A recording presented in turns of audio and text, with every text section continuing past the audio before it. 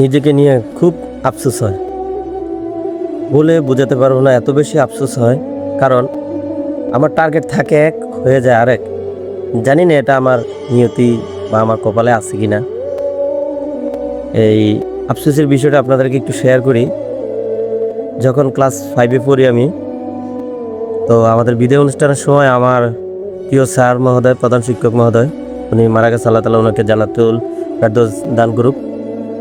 উনি ভালো একটা লোক ছিলেন, শিক্ষক হিসেবে অনেক অনেক ভালো ছিলেন। তো 5-এ মানে যখন ছিলাম বিদায় অনুষ্ঠানের সময় উনি সবাইকে প্রশ্ন করতেছে, সবাই তো চলে যাবে, তোমাদের টার্গেট কি, বড় হয়ে কে কি হতে চাও?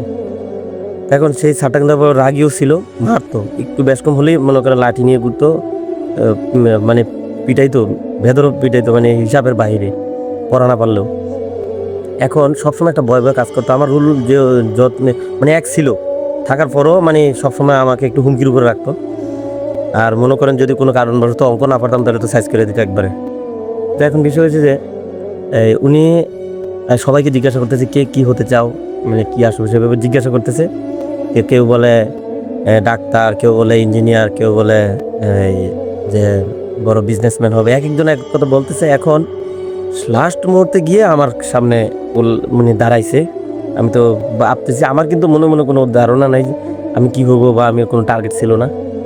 এখন কি বলবো কি বলবো, মানে মানে আমি বলতেছে যে তুমি কি হবে, আমি বলতেছি যে স্যার আমার কোনো টার্গেট নাই। বলে যে টার্গেট স্যার মানুষ বাঁচে কিভাবে, তুমি পড়াশোনা করতেছো, বড় হয়ে কি হবে, একটা টার্গেট তো অবশ্যই আছে। আমি বলতেছি স্যার আমার ভিতরে কোনো এরকম টার্গেট নাই। বলে না, কিছু একটা টার্গেট অবশ্যই রাখতে হবে, টার্গেট ছাড়া মানুষ বাঁচতে পারে না। হুট করে বলে ফেলছি আমি ডাক্তার হব। এখন এই ডাক্তার যে হব, আমি কিন্তু মনে করি ওই আবেগে বলছি, স্যারের ভয়ে বলছি, কিন্তু আসলে কিন্তু কি, আমি এক ফোঁটা রক্ত দেখলে আমার মাথায় ঘুরান মারে, আমি কিন্তু ফিরে যাই, আমার মনে করেন হুঁশ থাকে না। তো সেই ক্ষেত্রে আমি ডাক্তার বলছি।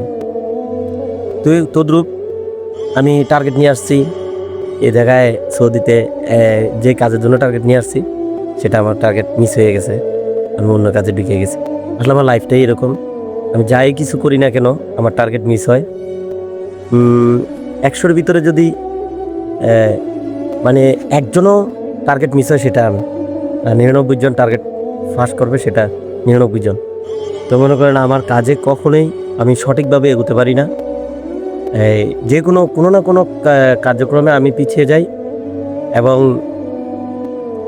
এই যে মনে করেন যে এখানে আসি, সেটা আমি কিন্তু কল্পনাও করিনি যে এখানে এসে কাজ করব বা এখানে কাজের জন্য ঢুকবো। তো সেটাই, তো মনে করেন সে তদ্রুপ হতে চেয়েছিলাম কন্টেন্ট ক্রিয়েটর। আপনাদের যে ভালোবাসা, আপনারা যেভাবে ভালোবাসা দিচ্ছেন বা দিয়েছেন, মনে করেন 8-9 হাজারের কাছাকাছি আমার ফ্যান ফলোয়ার আছেন। একটা ছবি পোস্ট করলে, একটা ভিডিও পোস্ট করলে সেখানে ভিউ হয় 10টা 12টা 100 200 300। কীভাবে আমি টার্গেট ফিল আপ করবো? তো আমার কপালও খারাপ, আমার সব দিকেই খারাপ। আমার জন্য দোয়া করবেন যাতে আমি আমার লক্ষ্যে পৌঁছতে পারি। আল্লাহ হাফিজ।